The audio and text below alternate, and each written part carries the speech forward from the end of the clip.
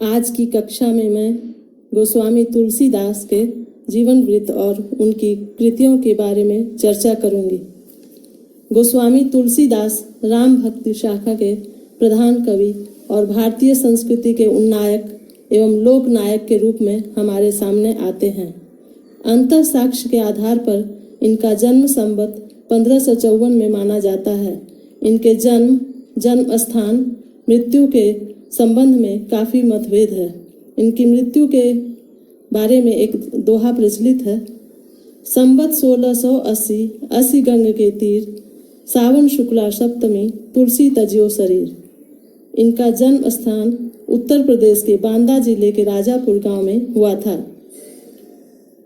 उनके पिता आत्माराम दुबे सरयू पारी ब्राह्मण थे। माता हुलसी थी। तुलसीदास का जन्म 12 महीने में हुआ था। उस समय उनके 32 दांत मौजूद थे।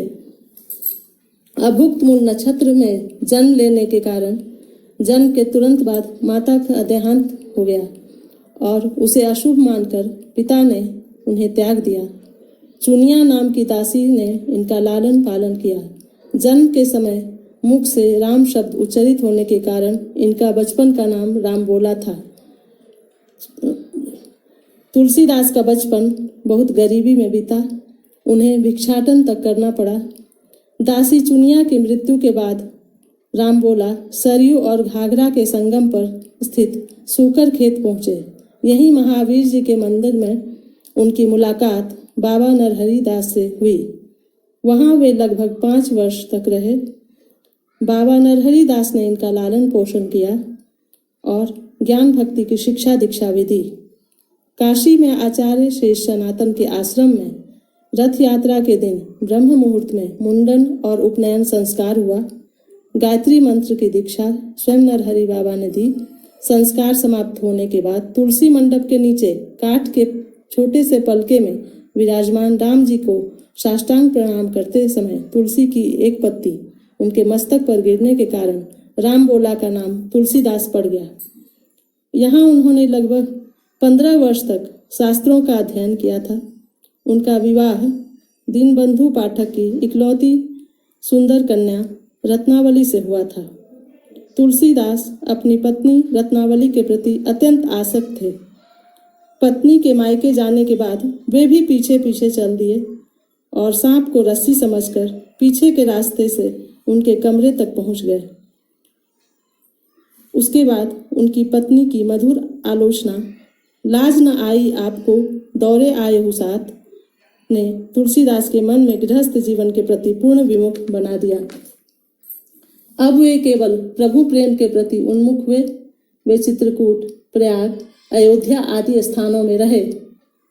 भगवान राम और पवन पुत्र हनुमान के प्रति गोस्वामी जी की अटूट भक्ति थी। उनका मानना था कि हनुमान भगवान रामचंद्र के सबसे बड़े भक्त हैं तथा उनकी विनती से ही श्री रामचंद्र जी प्रसन्न हो सकते हैं और उनका कार्य बन सकता है। अतः राम भक्त हनुमान की भक्ति उन्हें रखनी चाहिए। ये सभी प्रकार के अन्याय के नाशक एवं न्याय प्रवर्तक हैं। ऐसी मान्यता है कि उनकी भक्ति से प्रसन्न होकर स्वयं भगवान राम उन्हें दर्शन दिए थे। भक्त हनुमान और भगवान राम संबंधी ये अनेक ग्रंथ लिखे हुए हैं।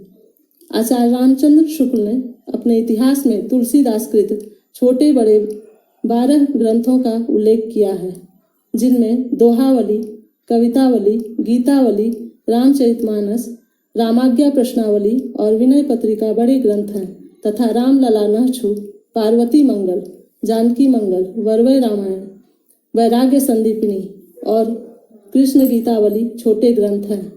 शिव सिंह रचित शिव सिंह सरोज में 10 और ग्रंथों के नाम भी गिनाए गए हैं। राम सतसई, संकट मोचन, हनुमत बाहुक, राम श्लाका, छंदावली, छप्पय रामायण, कड़खा रामायण, रोला रामायण, झुलना रामायण और कुंडलियां रामायण। गोस्वामी तुलसीदास जी की उपर्युक्त जितनी भी रचनाएं हैं, सभी रचनाओं में भाव वैविध्य की विशेषता है। उन्होंने राम कथा के विविध प्रसंगों के माध्यम से राजनीतिक, सामाजिक एवं पारिवारिक जीवन के आदर्शों को भी जनता के सामने प्रस्तुत किया है। उनके राम कण कण में व्याप्त हैं तथा सभी के लिए सुलभ हैं। उनकी भक्ति लोक मंगलकारी है। आचार्य हजारी प्रसाद द्विवेदी ने उन्हें लोकनायक कहा है। उनके अनुसार लोकनायक वही हो सकता है जो समन्वय कर सके। तुलसी महात्मा बुद्ध के बाद भारत के सबसे बड़े लोकनायक थे। उनका संपूर्ण काव्य समन्वय की विराट श्रेष्ठता है। सत्य ही कहा गया है कि नहीं अभी तक पहुंचा कोई, जहां कहीं थी पहुंच तुम्हारी, बार बार प्रणाम तुम्हें है रामचरित्र के अमित पुजारी। धन्यवाद।